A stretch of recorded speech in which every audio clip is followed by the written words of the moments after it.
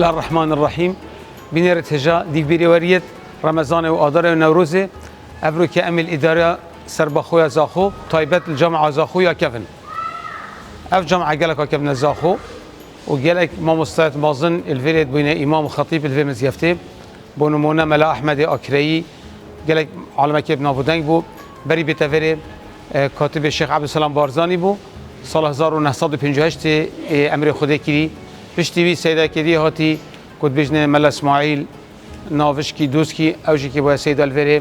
حتی نزدیکی سال 1907 پاش نقل بوی چویا جامعه دهوکا مازن لیوکا دهوکی پشتی وی ملا محمید درشوی هاتی افره اوه مزگفته که ساکفه گاوه اوه غرفت حجرت فقیه بون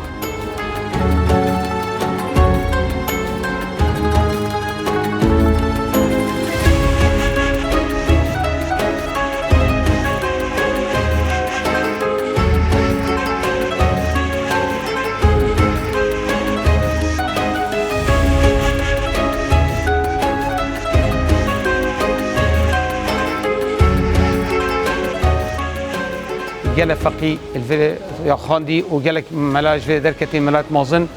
یچوینا بین ملال مزگفتت کردستان تایبت منطقه بهدینان و حتی اندک چین جزیره بوطا الکردستان باکور چنگی اوه و مزگفت آن و جامعه مازن گل فقی و ملات پرورده کرین و زانستت آینی نشایدان یت عقلی و یت نقلی الفا مزگفتا و گلک جشوانه پشتی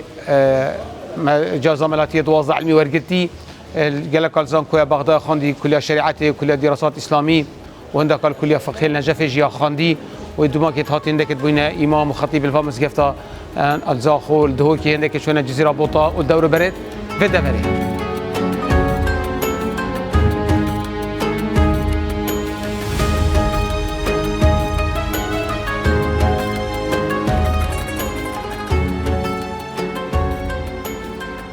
اف مزگفته